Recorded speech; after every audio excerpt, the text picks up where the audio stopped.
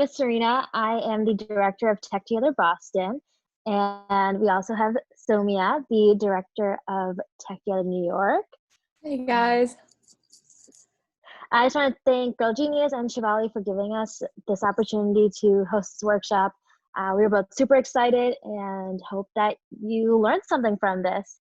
So our workshop is about how to be a hackathon MVP, which means how to get the most out of a 24 or 36-hour hackathon.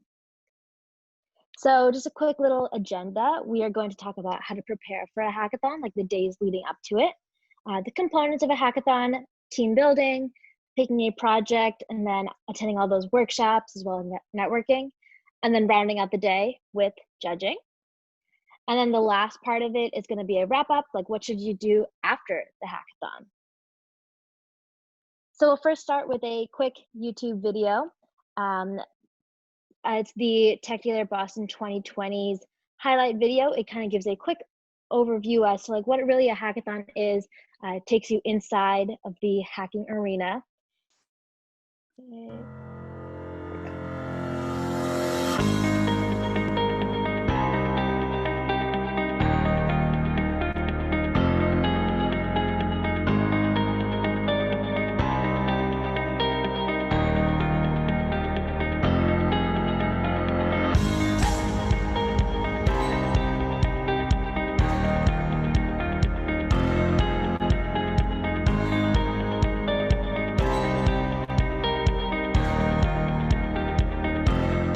Yeah, I definitely feel like Tech Together as a whole was my favorite hackathon experience.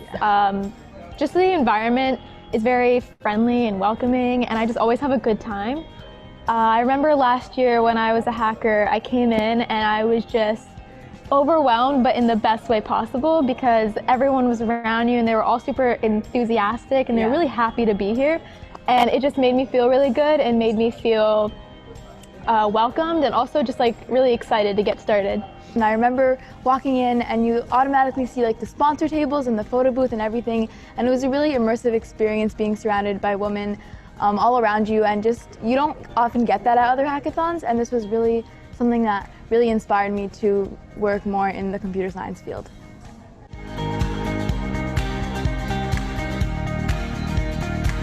It's such a fun weekend.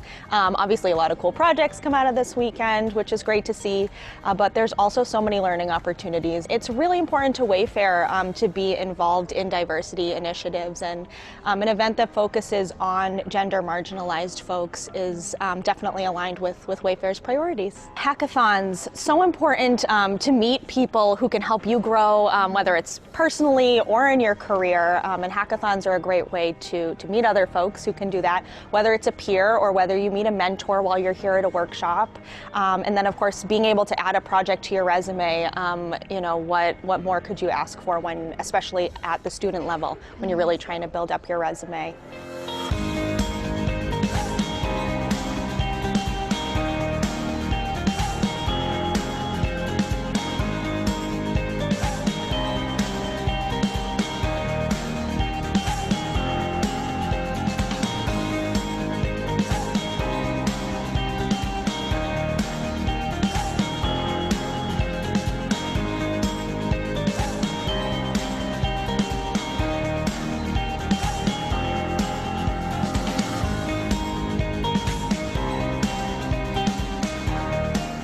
This is actually my first hackathon, and I'm really excited to start out my hackathon journey with a really cool group of people. I really appreciate Tech Together Boston because it's very different from all the other hackathons that I've heard about.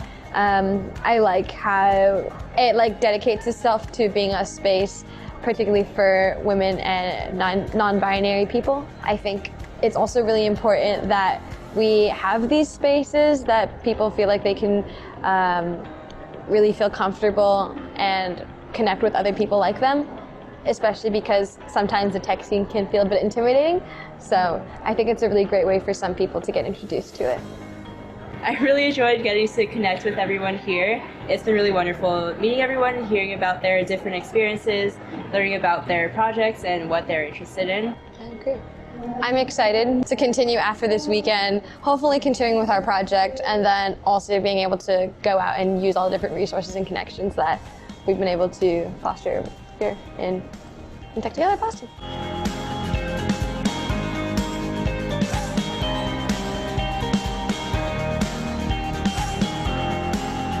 Okay, for time's sake, I'm just going to stop it there. Feel free to go to our YouTube channel, Tech Together, to watch the whole thing and all of our other highlight videos to learn more. So now that you've kind of had a little glimpse into what a hackathon actually looks like, I wanted to talk a little bit more about the days leading up to the hackathon, because actually your hackathon journey starts as soon as you apply, which is normally a few months beforehand. And so the days before, you definitely want to prepare. The first thing, I mean, it's pretty obvious, I guess, but hackathons are normally multi-day events. So you want to plan to stay at the hackathon at the venue overnight, which means you probably want to bring, of course, your laptop to be able to work on your hacks and do a lot of different things. We'll talk more about the different components later on, but also things like a change of clothes, blankets, probably a sleeping bag as well, and then some nighttime toiletries to kind of like finish up your little hackathon bag. But also, other than actually doing the project, as you could see in the video, there were a lot of sponsors actually attending the hackathon, like Wayfair. And so we'll talk more about this in a little bit, but a hackathon is actually a great place to learn more about industry and the different tech companies out there, and maybe even network a little bit to get your name out there and find job opportunities. And so we did put interview outfit on here. And that's for when, you know, if you have an interview, definitely want to pack an interview outfit. But even if you don't have an interview, you do want to bring at least 4 resumes if it's an in-person hackathon to kind of hand out to the different sponsors. There'll be a bunch of booths of all of the different companies lined up, so you can just go ahead and hand that out and get your name out there. And if it's a virtual hackathon, there will still be a lot of opportunities to submit your resume virtually, and the companies will see that.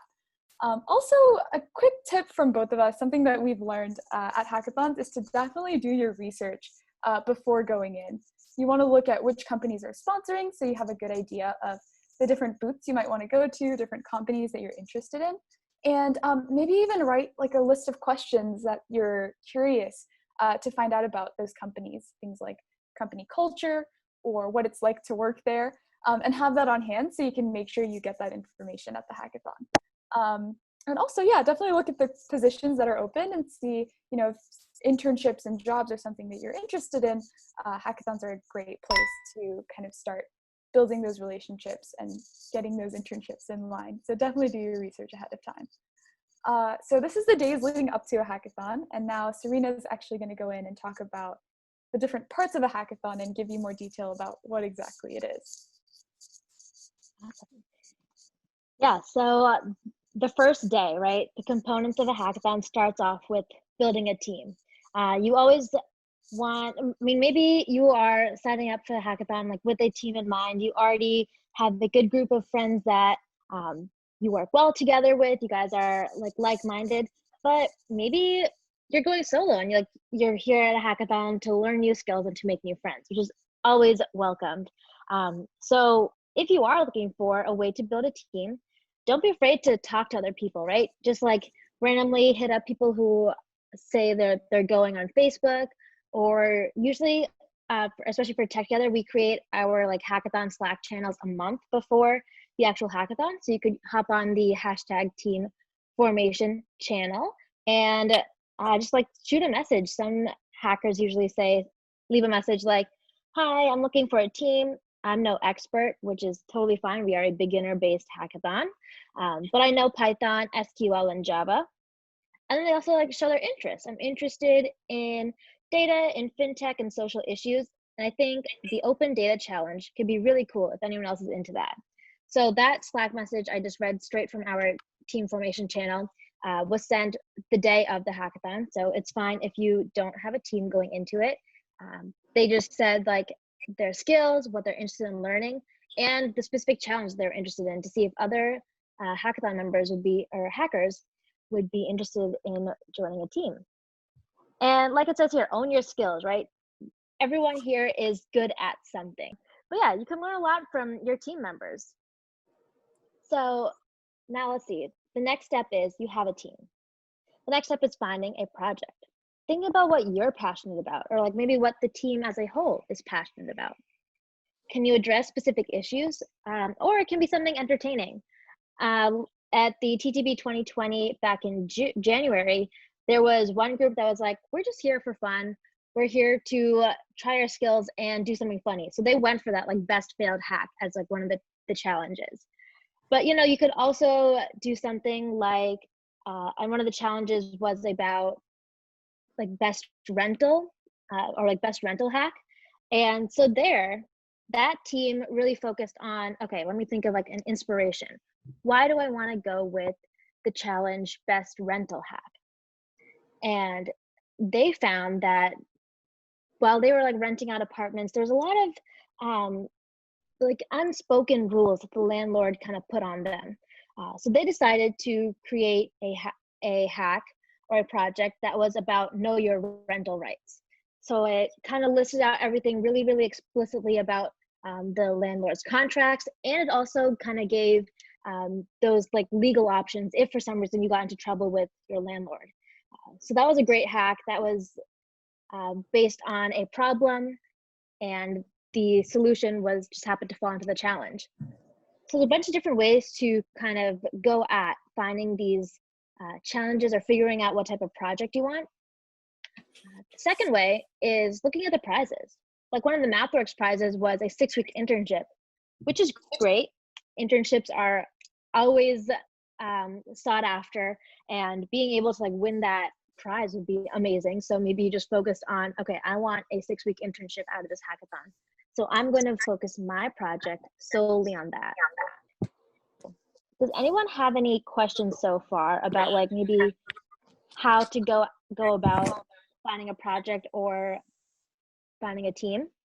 I know that you guys are a beginner level hackathon. If we have no experience in coding and we kind of want to still get some experience, can you still like attend a hackathon like this? Definitely, definitely. Yes. We'll talk a bit more about the different things that beginners can do at a hackathon later on in the presentation. But I do want to say I started off as a beginner actually 2 years ago with the hackathons in general, and I know what that's like. There are plenty of different things that you can do as a beginner, and actually that leads right into my slide here. One of those things is attending workshops and tech talks. So other than the projects and team formation that Dorina was talking about, there will be a lot of different programming throughout the day with a lot of different workshops and sort of experts in the industry that come in and talk about many, many different things. A couple of them are going to be technical workshops, and then I've also seen at hackathons like panels and different just kind of talks about, for example, women in tech or something like that. And so as a beginner, even if you don't end up doing a project, you can definitely just attend the workshops and just try to absorb as much as you can, which is actually what I did my first 2 hackathons. Like, even though I tried to do a project, it didn't work out, but I still did learn a lot from the workshops. So some sample workshops, I just gave you a couple, but the technical workshops, vary widely again. But 2 interesting ones I found when scrolling through the Tech Together Boston page was an intro to GitHub. I don't know if you guys have heard of GitHub, but it's a very, very cool tool and important tool to kind of like sharing your code and creating projects. And so, this workshop kind of gave an intro to that. And then also I saw another one that was an intro to design. So you can learn a lot of different really cool tech skills from a lot of workshops that are geared towards beginners. One actually really interesting workshop I saw here was, you can see this picture down under the on the left, I guess, is actually an introduction to coding, and it's from Tech Together Boston, and it was formulated specifically for beginners. So I hope that helps answer your question. You can just learn how to code even at a lot of these hackathons, especially Tech Together. Another thing I would say, which is helpful for beginners and everybody, is to use I don't want to say use people, that's weird, but like definitely utilize your relationships at the hackathon. Like you'll probably go in not knowing many people, and that's totally fine. But I think one of the most valuable things is creating those relationships and keeping in contact with people that can, like Serena said, can teach you something and have their own skills. And so I remember I went to Tech Together Boston 2 years ago, and I learned how to code a website from my team member, and that was super, super valuable to me. If you need any help, there's always mentors around that you can call over, and they'll help you through code, teach you some things. And then also, one thing I would recommend is just walking around the different tables. Like you can see in this picture, especially in the background, there are a lot of different tables laid out. And if you remember from the video, there's a lot of people there. So I would definitely recommend walking around tables and just kind of asking people like, hey, what are you doing? What are you learning? And you can pick up a lot of different skills and knowledge from that.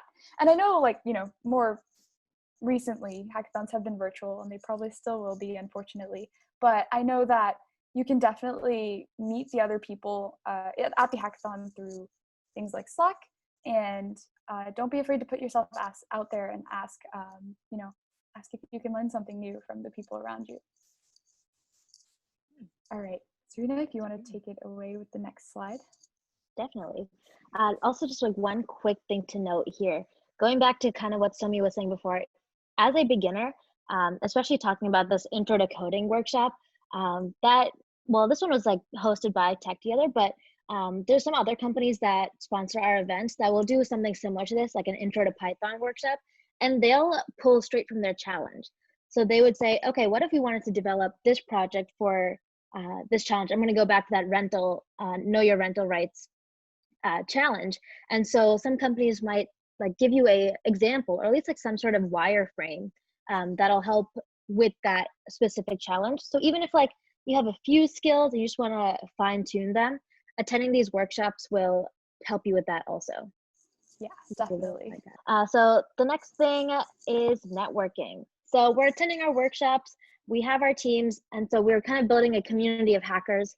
But the next part is networking and building your professional background, or building a community with the professional world, or like figuring out what you want to do as a career. And networking, that's where networking comes in. Networking can help you find your internships. It'll help you get to know a little bit about company culture. You could set up interviews that way. And of course, the reason I go to different sponsor tables is for the swag. There's so many different fun t-shirts.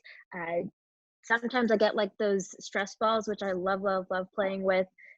Chocolates are always there. So it's always a great incentive to go and talk to companies. And it's a great way to learn more about them.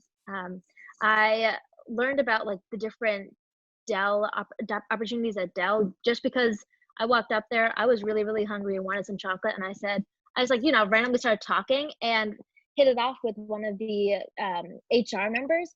And they're like, yeah, like you're interested in applying, like feel free to apply. So I got, their resume or their business card and applied to Dell, which was like a super fun, I wasn't expecting anything, but it was like a fun way that like I was able to make that connection with the HR reps. And then this next part is, okay, so you've talked to the companies, you kind of got to that next step, and you're ready for an interview. And so at some of the Tech Together hackathons, we do offer interviews with certain companies. And so here are a few do's and don'ts for when you have an interview. Research the company beforehand. Like we were saying before, like always know kind of what the company culture is, maybe bring a few questions in, and know kind of what position you want to apply for, even if it's not like, I want to apply for the product management position. It just, have an idea of like what you want and maybe what the company offers. Bring a small notebook to take notes. Dress business casual. So this little do is kind of slipped under the rug when you're at a hackathon because you're there for 24 to 36 hours. You're tired. So they don't expect like the business casual dress. Swag is fine, but kind of look presentable. And have questions ready to ask. Like I said, if you do your research, maybe you have specific questions about that company culture, or specifically about like what a day in the life at this company looks like. And then ask for their business card to send a follow-up thank you, maybe to even maintain that communication after the interview. And of course, don't forget to smile. A smile goes a long way. The don't arrive late. In fact, you should arrive 10 to 15 minutes early just to maintain that level of professionalism. Don't use your phone while waiting. Don't slouch or fidget in your seat. Don't chew gum, and don't ask questions that can easily be looked up, right? I'm gonna say this probably 100 times now. Do your research about the company. So if it's something you can look up, don't ask them because they'll be like, did you not look at the company website? Like, what's the deal, you know? And so, do you want to talk about like what if companies are doing virtual? Like, how can you still network if they are virtual? Yeah, definitely. So let me first talk about like virtual hackathons and networking like within the hackathon itself.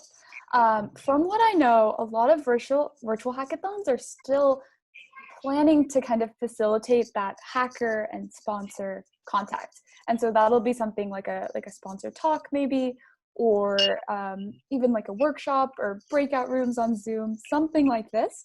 And so all of these tips are still going to apply, right? Like researching the company, coming up with questions, and like genuinely just being there to learn about the company.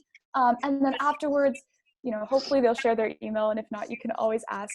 They will share their email, and then you can follow up through an email and be like, hey, I met you at the hackathon. I heard about you and I'm interested. And then the rest of this sort of goes for not just virtual hackathons, but virtual networking in general. After that, after you get an email, you definitely want to follow up and try to book a meeting with the person that you were talking to.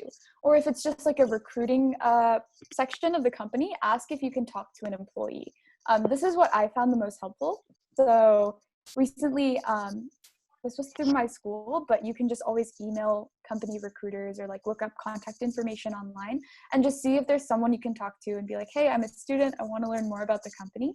And you can, a lot of the times, get in contact with an employee where they'll kind of lead you through their day, give you sort of a relationship that you can then kind of go back to when you're looking for internships or just want to learn more.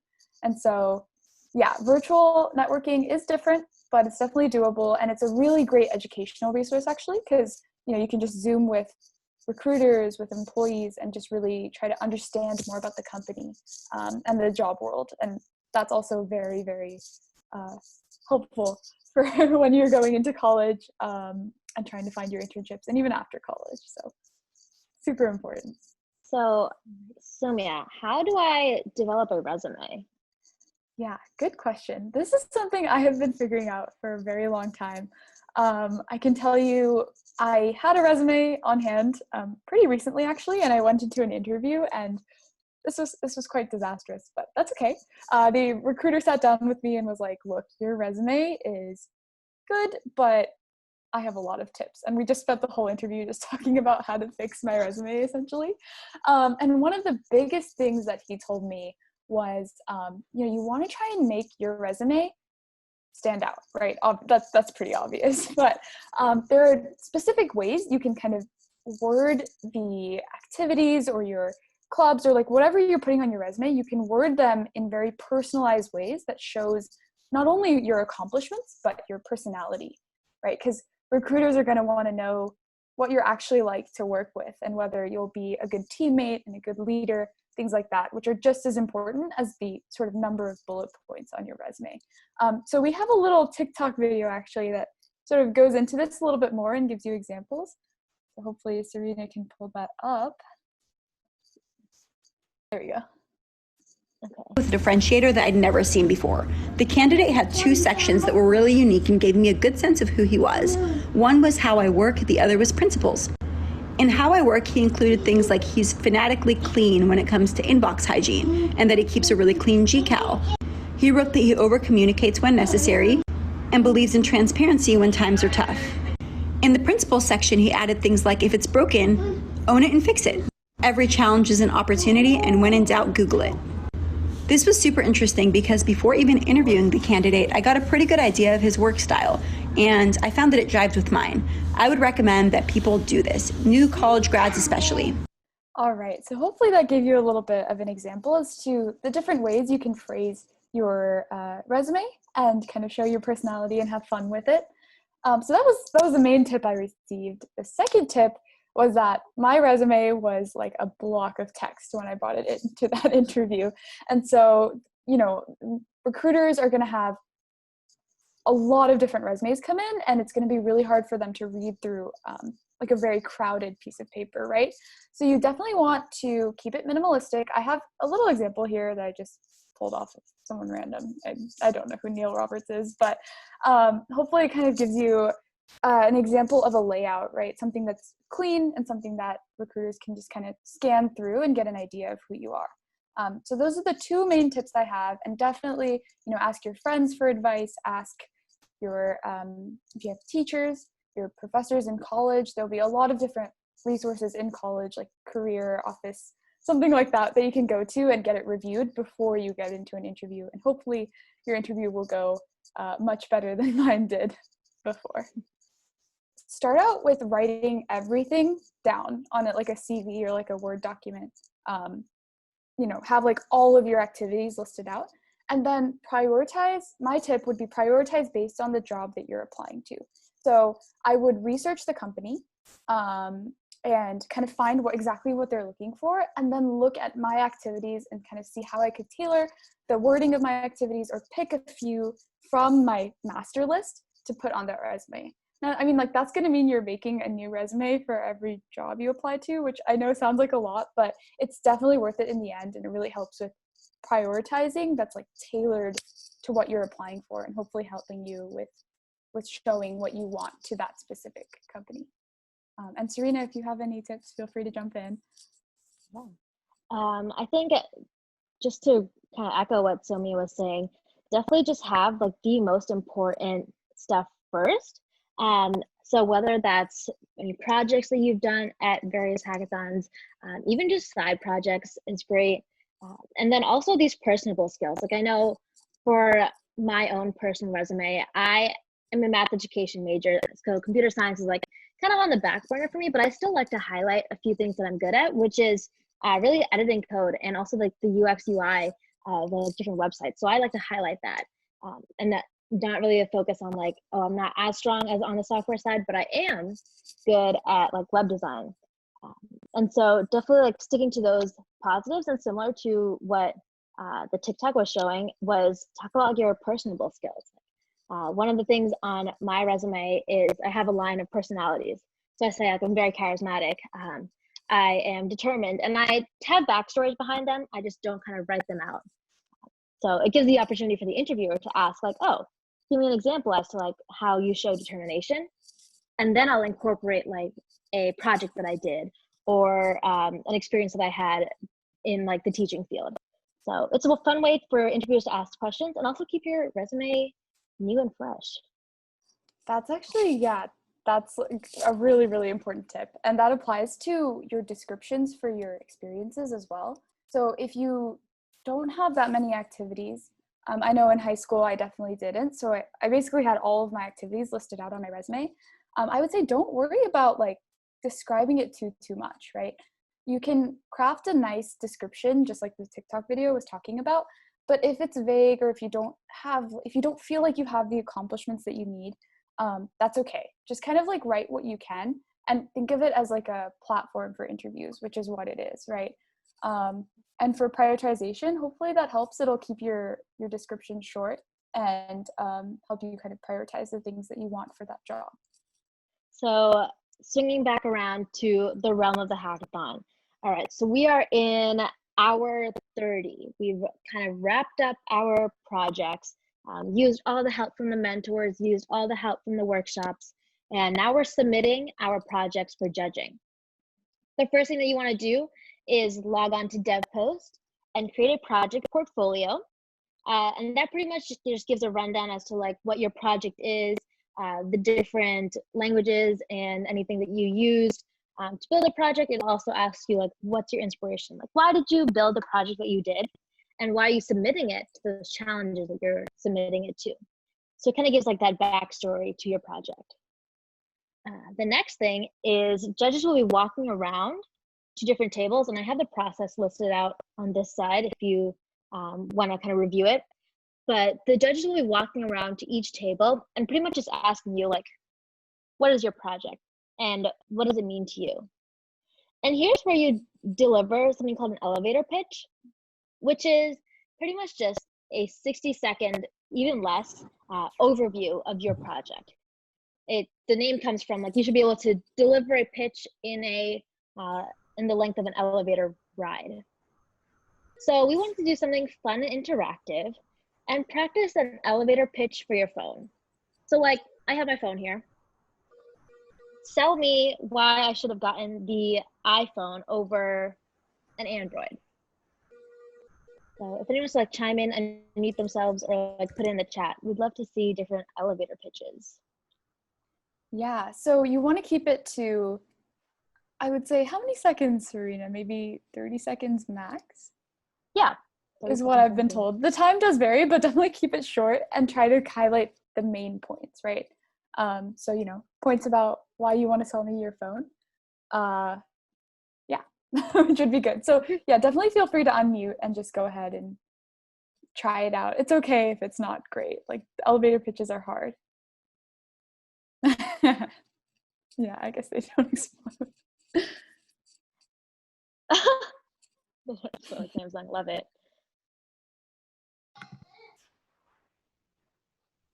The iPhone is a product focused on quality. One example of this can be seen in comparing the iPhone, the pictures taken using the iPhone and pictures taken using Androids, and you could clearly see the quality difference. The graininess in the Androids is extremely magnified, while the iPhone is quite detailed and Technicolor, and therefore that's why you should buy an iPhone over an Android. Awesome. That was really good. I love how you focused on, like, this detail, right? Like your selling point, your biggest thing that you think that people should care about, which was really nice because a lot of people take pictures, right?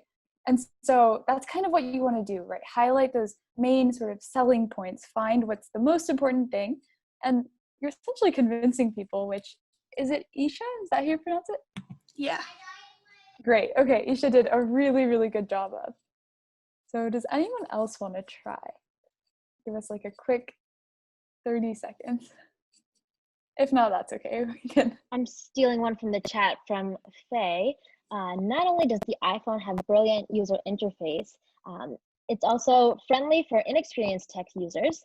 The iPhone also has a variety of widgets and apps that appeal to a variety of backgrounds.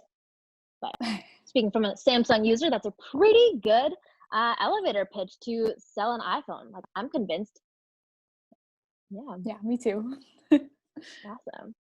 And I love how you intertwined a little bit of the technical side of things, like talking about that user interface.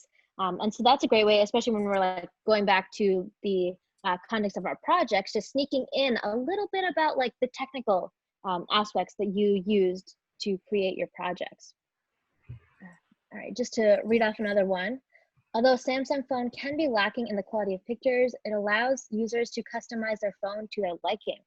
Got a little bit of a debate going on here. So the Samsung or Android users with the quality elevator pitch, the customization. So yeah, the one thing that these 3 elevator pitches had in common was focusing on a specific detail, right?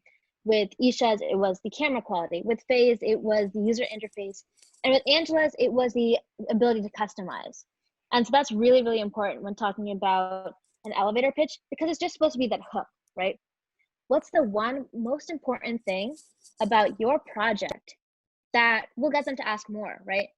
Again, I'm going back to the resumes, right? That just, you need one line and to get the judges, or to get the interviewers to ask you why, or, like, tell me more. So, like, the next thing, going back to our judging process, the next thing that they usually ask is, like, what type of technology did you use? You can talk about the different databases, language that you use, or, like, specific packages, and any hardware.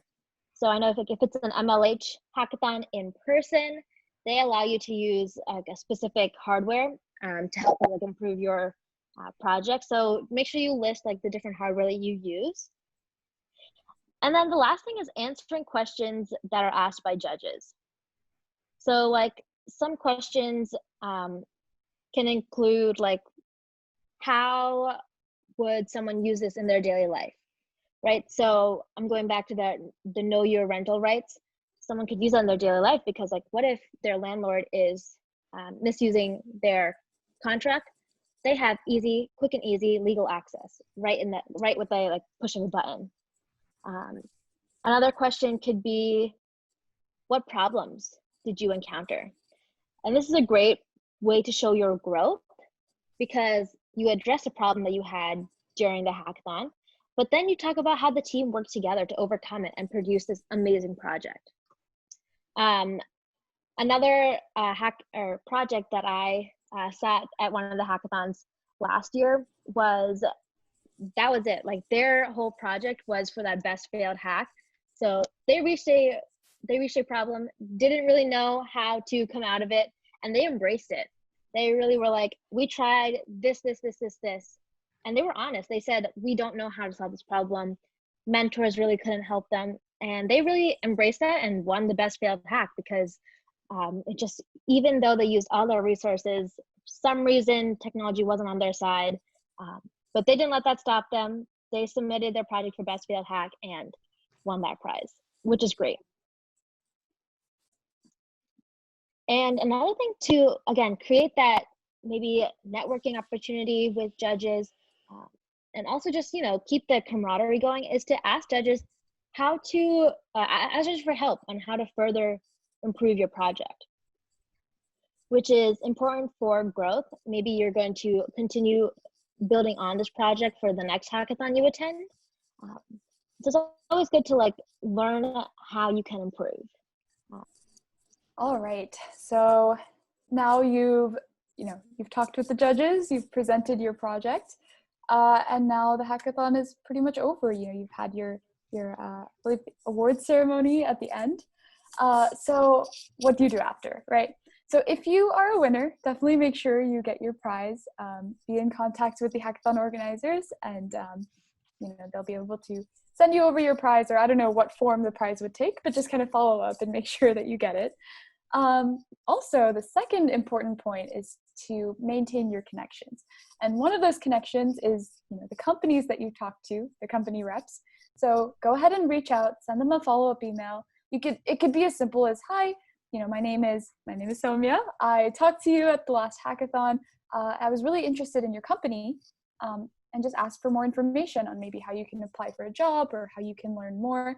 And this really kind of helps show that you're interested in the job and you're serious about it, and has a really good impression on recruiters, I will tell you that.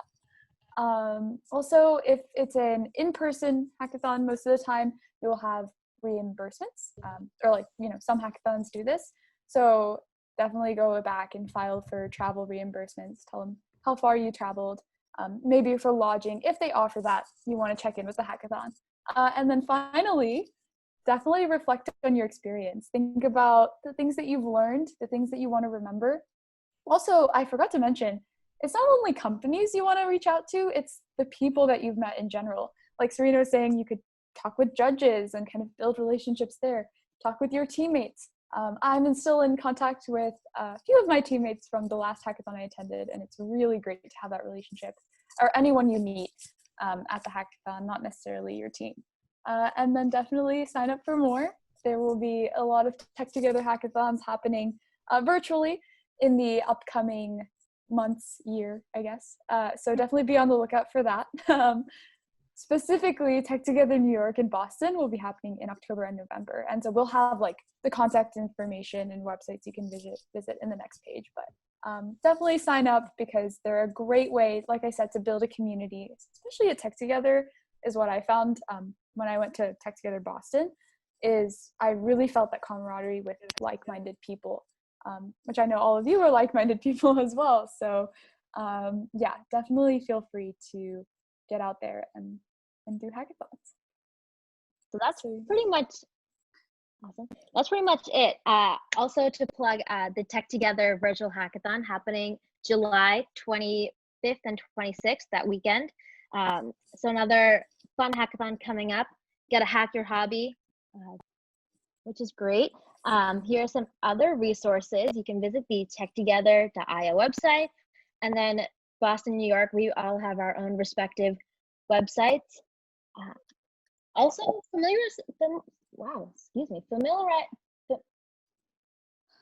familiarize yourself with project submission by going to devpost.com. You can make an account using your GitHub login. Also, Gmail, Facebook, those also work. But you can just try to create a project, and you can look through kind of what I was talking about, like what your inspiration is, what different tools did you use, just so that come time for the hackathon submission, you aren't using DevPost for the first time. Also, just to plug all of our social media, to see the video that we played in the very beginning, visit our YouTube channel, Tech Together. Also follow us on Instagram at Tech Together, Tech Together Boston, Tech New York, and we have 2 new branches, Tech Together Seattle and Tech Together Atlanta, looking for organizers. Yeah, so that's kind of it. Does anyone have any questions for us? We'll probably also be able to leave our emails in the chat at the very end if you want to just email a question if you think of it later. We do have a couple though. Okay, so the first one is, how do you maintain stamina to code throughout the days? Okay, that's a very good question. Serena, do you want to take it off and maybe I can add on? I think you should start. Okay, yeah, sounds good. So, okay, it's hard. I'll start with that. It's definitely an experience.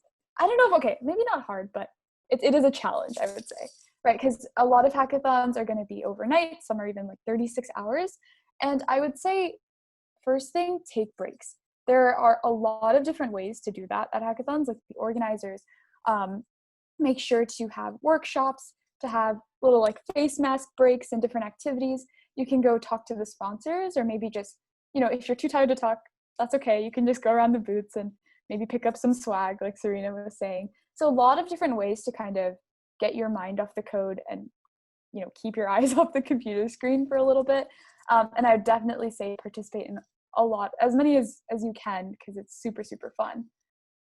Other than that, if you are stuck on something in code, you know, if you're getting to the point where you're frustrated, you know, don't keep just like typing. It's tough. There are a lot of resources. So you can reach out to mentors, reach out to other people at the hackathon, team members, and make sure you don't get into like a frustrated mode, because I know like when I've coded in the past that has happened to me. But yeah, you know, remember to enjoy yourself. It is a really fun event. But yeah, hopefully that answers your question. The next question is just to, oh yeah, sorry. I know, just to tack onto that, right? To Somia's point of like, just don't stare at a computer for 36 hours, attend those workshops. And there are so many fun mini events at hackathons that allow you to take those breaks. We have face mask, karaoke night, there's like an illustrator break. So there's all these different types of breaks that if you need, definitely utilize them. They'll only help you. Next question is from Eugenia. How would you, I hope I said your name right, how would you recommend getting past the anxiety of going to a hackathon for the first time? Alrighty, yeah, this can be a little nerve-wracking, right? So the way I did it, I mentioned this earlier, but I was really, really nervous going into my very first hackathon, and I actually, it wasn't a Tech Together hackathon, it was a different one at my school.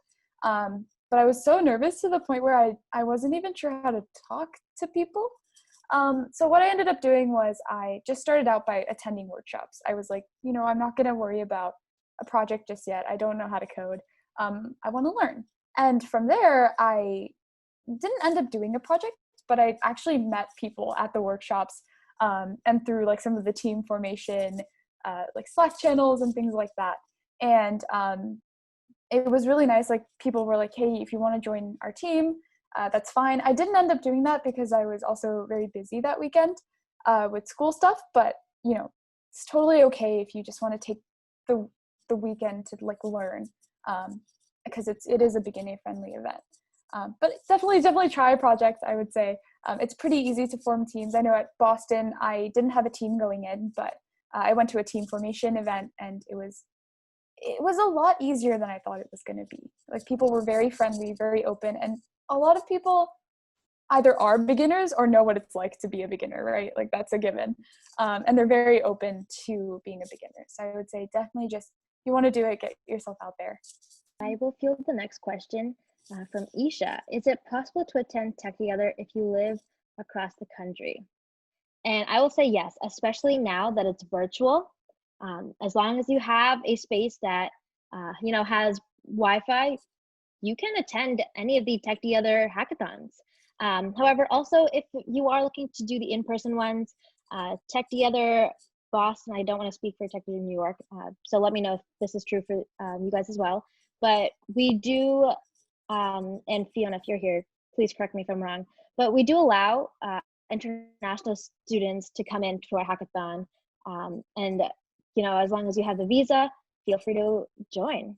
So definitely. Yeah, and that's the same for Tech Together New York. Fantastic. Okay. All right, Fiona's question. Yes. What if a hacker can't afford a software or hardware needed to participate? Please come to our events. Like I said earlier, MLH provides any sort of hardware that you may need, that you might not have access to when coming to the hackathon. And also, if you don't have a laptop, Tech Together will provide laptops for you at the hackathon. And we're doing our best to accommodate for this, even though that we're virtual, looking for different hubs where we can provide computers and Wi-Fi to attend our hackathons. And this is for when libraries open up, but you can also attend from a library. It's okay if you need to go home at the end of the day. You can totally communicate that to your team. But yeah, we're very open to kind of like all of the different situations people might be in.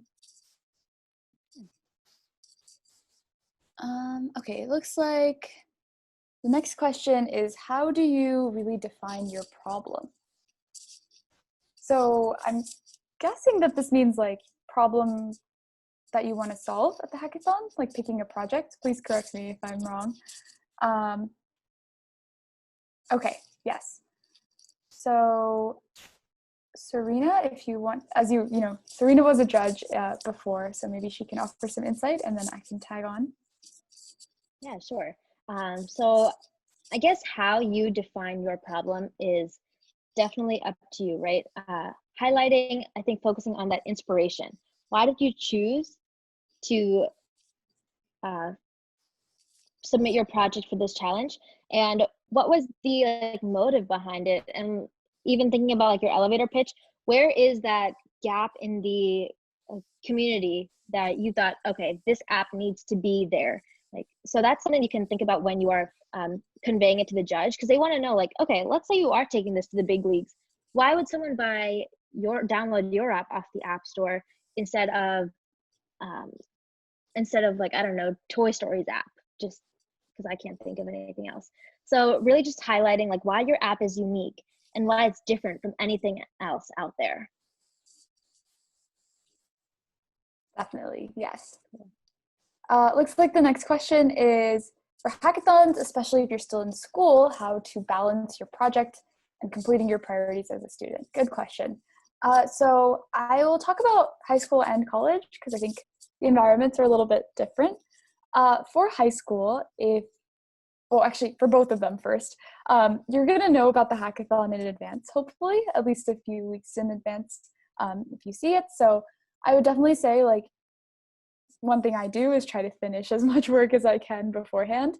But if you don't, that's okay.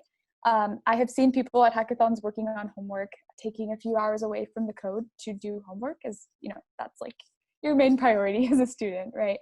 Another thing I would say is talk to your teachers. If you're in high school especially, talk to your teachers beforehand.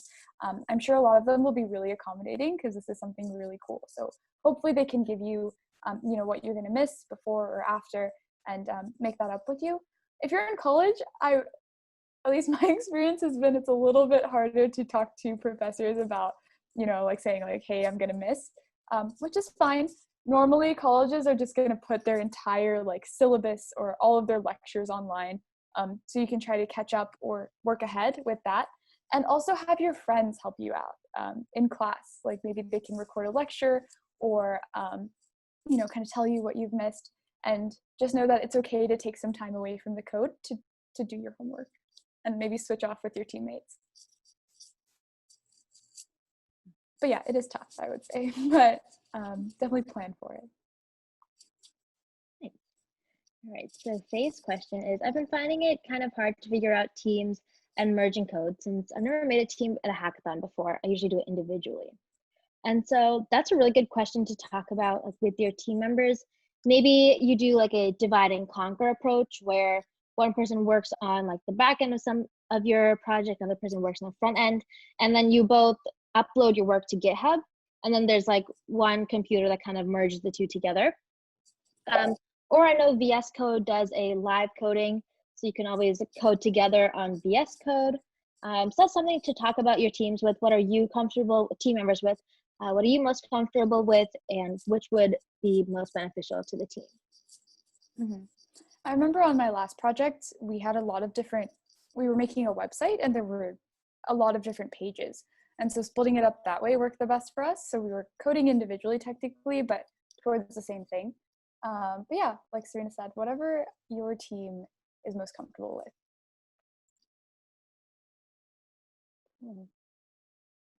All right, so the next question is, any tips for getting sponsors? I think, especially for getting sponsors for a hackathon that you're organizing, just cast a wide net, right? You don't really know what's going to stick where. So literally asking anyone that you know in your own personal contacts, but also reaching out and thinking about what hackers want to see. So like hackers may not know a like startup company and may less likely be inclined to apply to a hackathon if they don't recognize the company. I'm not saying startups are bad. Nope. Startups are great. Supporting startups is fantastic. But thinking about like what's going to get hackers to apply, maybe seeing Google as like one of the sponsors would be better. So reaching out to Google, and I know Hobby Hacks is doing this, where like even though maybe a Google might not be able to pay enough to like be a sponsor, you could do something like a community sponsor where the name brand is still there, so hackers are more inclined to apply. But they don't really have to give anything except for like their expertise in workshops, or maybe helping out with judging, creating challenges. So definitely cast a wide net and work around what sponsors have to offer. That'll just best benefit the hackers. So it looks like the next question is, what are the differences between an overnight hackathon and a non-overnight hackathon? And how do you make the best of each? Good question. Serena, have you ever been to a non-overnight hackathon? I actually have not. Okay. I haven't either, but from what I know, you're going to have a lot less time to work on your project in a non-overnight hackathon, right? And I would say that's probably the biggest difference. Hopefully we can get back to you if that's not it. But that's like the biggest thing you want to be aware of. So making the best of a non-overnight hackathon, I would say, keep that timeline in mind, and make sure that the scope of your project is something that you can still sort of deliver by the end. And I'm saying deliver and not complete. It's okay if your project isn't perfect for any hackathon, but make sure you can come up with some sort of prototype, something to show the judges by the end of the non-overnight hackathon. Another thing is that the overnight hackathon, I think, has a lot of community building time or like potential, because you'll be kind of surrounded by hackers for multiple days, right? And so making the best of an overnight hackathon, my biggest tip for that would be, one, of course, maybe adding onto your project, thinking what you can improve throughout the whole time, and two, really making use of all of those opportunities to connect with other people and building a community, because that's definitely what we want to do at Tech Together too. Serena, if you have anything to add, definitely go ahead. And Oh, I think you hit it on the spot. great. Okay, cool. So that looks like all of the questions. I want to say thank you so much for attending. I hope you all learned something. But yeah, I hope you guys all had a good time, and good luck with everything in the future.